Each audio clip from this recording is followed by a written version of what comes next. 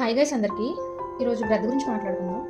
గ్రద్దకి ఉండే లక్షణాలు ఏంటంటే అది 10,000 నుంచి 15,000 అడుగుల ఎత్తు వరకు కూడా ఎగరగలదు. అలాగే దాని శ్వాస వ్యవస్థ, ఆక్సిజన్ తీసుకునే సామర్థ్యం కానీ, హిమోగ్లోబిన్ నిర్మాణం కానీ దానికి ప్రత్యేక లక్షణాలు అనమాట. అయితే ఒకసారి గ్రద్ద వీపు మీదకి కాకి ఎక్కి వెనకాల మెడ మీద పొడుస్తూ ఉందట. చాలా ఇరిటేషన్ తెప్పిస్తుందంట గ్రద్దకి.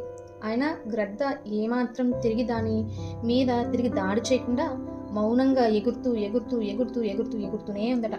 అలా చాలా ఎత్తులోకి, అంటే కాకి ఆక్సిజన్ తీసుకోలేనంత ఎత్తుకి ఎగిరిపోయిందంట. ఒక్కసారి ఆక్సిజన్ తీసుకోలేనంత స్థాయికి ఎప్పుడైతే గ్రద్ద ఎగిరిందో ఇంకా కాకి కళ్ళు తిరిగి కింద పడిపోయిందంట. ఎందుకంటే గ్రద్ద ఎగిరినంత ఎత్తులో కాకి ఎగరలేదు, అంత కెపాసిటీ కాకి లేదు. కానీ గ్రద్దకు ఉంది. అయితే గ్రద్ద ఎగిరిన ఎత్తుకి ఇంకా కాకి ఉండలేక కాకి కళ్ళు తిరిగి కింద పడిపోయింది. మన చుట్టూ కూడా అలాంటి కాకులు చాలా ఉంటాయి.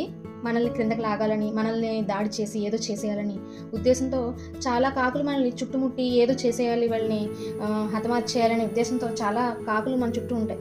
కానీ మనం వాటిని ఏమి పట్టించుకోకుండా ఎగురుతూనే ఉండాలి, ఎదుగుతూనే ఉండాలి, మన పని మనం చేసుకుంటూనే ఉండాలి. అప్పుడే మన గమ్యాన్ని మనం చేరుకోగలం. కాకుల్ని పట్టించుకుంటే మనం ఎప్పటికీ మన గమ్యాన్ని చేరుకోలేం. కాబట్టి మన చుట్టూ ఉన్న కాకుల్ని ఏమాత్రం పట్టించుకోవద్దు, మన పని మనం చేసుకోండి. మన చుట్టూ ఉండే కాకులు మన రూపంలో ఉంటారు కాబట్టి వాటిని పట్టించుకోకుండా మన పని మనం చేసుకోవడం చాలా ఉత్తమం, ముఖ్యం. ఓకేనా?